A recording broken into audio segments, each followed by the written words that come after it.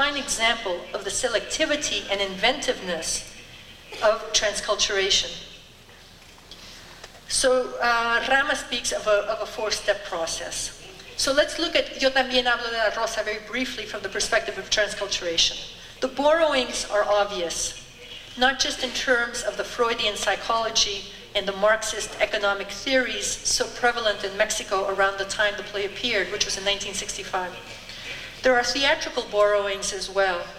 Carballido himself calls the play a loa, which is a short piece, usually a one act, presented before a full-length play.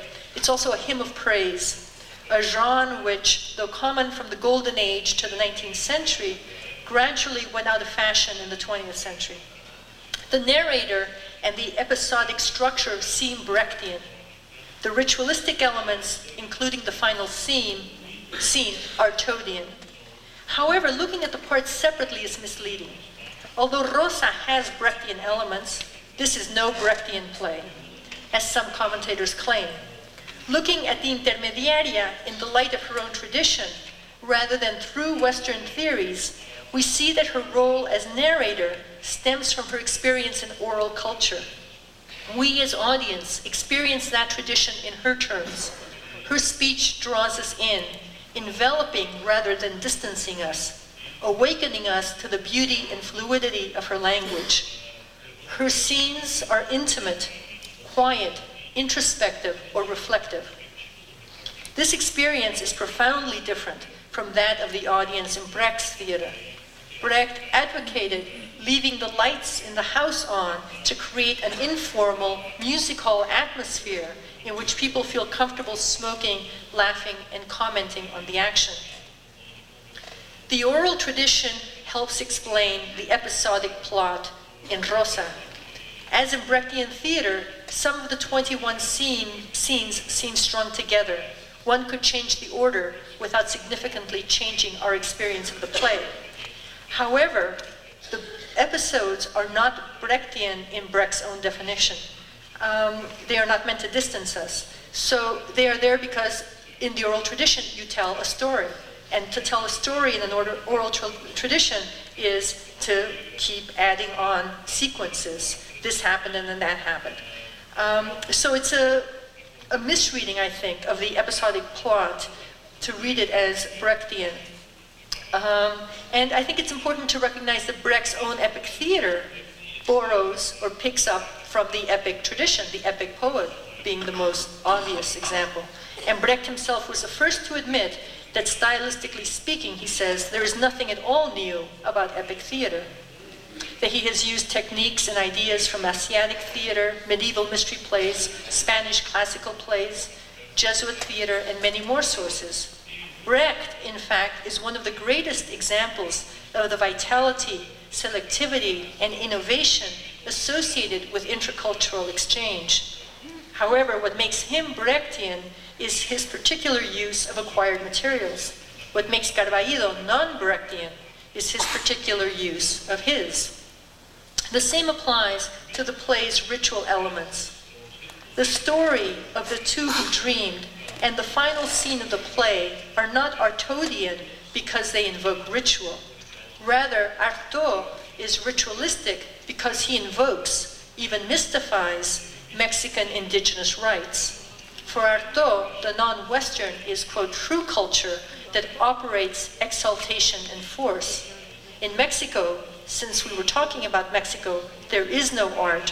Things are made for use, and the world is in perpetual exaltation. That's a quote from Artaud. Carballido, on the other hand, does not mystify Mexico's past. Rather, in a manner we have associated with transculturation, he reincorporates the past into the present. The ritual, we noted, does not point towards the past. It relates the experience of the two men trying to function appropriately in an inexplicable wilderness devoid of supernatural or divine guidance, drawing from the traditions they have at hand.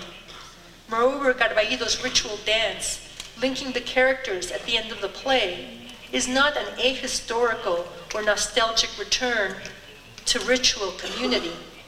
It is a historically accurate depiction of the cultural heterogeneity of Latin America. So, What do these terms elucidate? What do they obscure? I would argue that all three are products of the train wreck of conquest and colonization.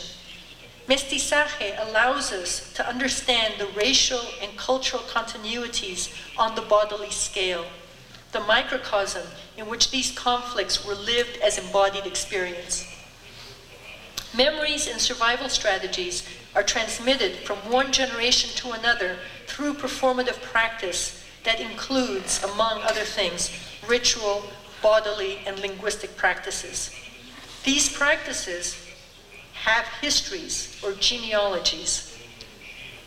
Mestizaje, then, takes into account the way the culture is transmitted by, through, and as embodiment. The intermediaria as a mestiza is both and. Hybridity, on the other hand, emphasizes the cultural heterogeneity of places like Mexico City, in which the McDonald's of international capitalism coexists in space and time with 16th century Christian churches and 15th century Mexica temples. All are heavily influenced sites in the here and now, and the circulation in terms of people, cars, and money link one to the other. This term, hybridity, then, reveals another highly important aspect of this contemporary postmodern reality. Transculturation, broadly conceived, covers fundamental elements found in mestizaje and hybridity, but on a grand, trans scale that notes cultural movements, shifts, reciprocities. It too has a liberatory, reaffirming role because it allows the minor culture, in the sense of the positionally marginalized, an impact on the dominant one, although the interactions are not strictly speaking dialogic or dialectical. Transculturation suggests a shifting or circulating pattern of cultural transference. The measurable impact of the minor on the major can be a long time coming. First world commentators often refer to intercultural exchange as if it were a conscious project. Latin American theorists usually transmit the sense of loss, as well as they proudly reaffirm the vitality of their new cultures. By stressing the cultural survival and creativity of transculturation, they offset the implication of passivity and reification implied by unequal power. So should we adopt one term and insist that the other two be banished from the record, as Carballido's MC suggests in his televised game show? Carballido's strategy in this play, and others, lies not in replacing, but in displacing the hegemonic discourses. He inverts the practice that has so long marginalized the mestizo, the female, the indigenous, the oral, the non-Castilian, and the non-Western in Mexico. The liberatory strategy lies in looking from various perspectives, drawing from different interpretive theories, and perhaps more urgently, in reclaiming center stage in one's own cultures, traditions, and histories. The two who dreamed would tell us from their experience